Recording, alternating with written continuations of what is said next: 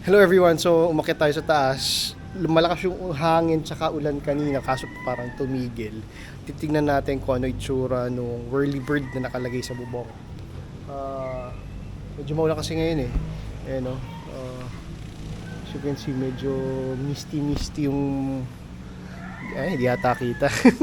Medyo misty yung bundok. So malakas talaga yung ulan kanina. So, yan yung early bird, umiikot kahit medyo maulan. So lang din makita eh, naku-curious na ako. Paano siya pag malakas yung ulan? Umaambon. Ayan. Para maniwala kayo na umaambon. Ayan. Medyo basa na tayo. Ayun, kita nyo ba yung bundok namin? Sobrang misty. Ayun o. Ayun that part. Hindi kasi dito sa camera. Dito eh. So, depende rin siguro sa pagkakakabit nyo dun sa dun sa whirly bird, no? Kasi pag tinignan nyo yung whirly bird ngayon, yung sa amin kasi hindi na ilagay sa gitna nito. Ayan o, yan, line na yan. So, above lang siya, no? Ay, below nun ang pagkakakabit namin. May konting tubig na naiipon dun dito sa part na to. Kita mo. Yan. Pero hindi naman siya lumulusot kasi may sealant yung paikot niyang katawan ng whirly bird. Ang gusto ko makita ko na itsura niya pag sobrang lakas ng ulan. So guys, umuulan na uli. Ayan, tumutulo na dun sa camera lens natin. Ayan.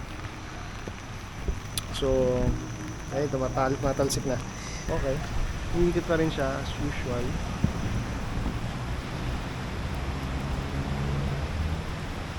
Makita kung titigil siya sa pag-ikot. Pagka tumigil yan sa pag-ikot, medyo delikado sa bubong, no? Ay, sa bubong, sa ceiling, no? Kung hindi naman siya tumitigil, tumatalsik lang yung tubig, no? Tumatalsik yung tubig na ayun, no? Gumagapang lang siya dun sa pinaka-groove ng whirly bird.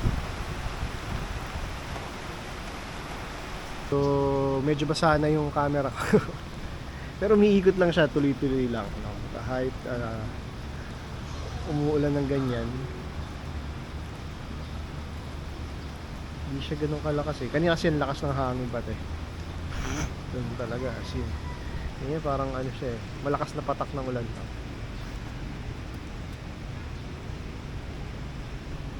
Hindi naman siya tumitigil sa pag-ikot, no? Unless wala talagang hangin. So far, ayun o, tumatalsik lang yung tubig, no? Habang umiikot siya, tumatalsik lang. Okay, so meron tayong konting napansin. Yung part na groove ng whirly bird, di ba ano yan? Ano ba tawag doon? Alternate siya, tapos may nakabukas lang dun sa part ng blade, ayun o. Basa siya ng konti ng tubig, no? Ayun, no, nakikita ko rito. Parang tumatalsik sa kanya yung tubig. Pero since mas malaki yung whirly bird compared dun sa kaha, bumabagsak yung tubig dun sa mismong ilalim ng whirly bird. Ito. Ayan, yung part na yan. Tumutulo dyan yung tubig. So, most likely, kung meron mang magdidrip sa ceiling, siguro hindi ganun kalaki o hindi ganun kalakas. Kasi wala kami napapansin ngayon sa loob eh. Tinitignan ko naman, parang wala namang kakaiba. Parang hindi naman nababasa yung plywood. Pero as I see here, nababasa yung part na yun, no, ng blade. Hindi naman siya pumapasok mismo dun sa loob ng butas. Kasi mas malaki yung whirly bird eh. Yung mismong nakatakip na yan, mas malaki compared sa kaha. So malamang sa malamang tumatalsik yung tubig dyan sa mga gilid yan habang umiikot yung whirly bird.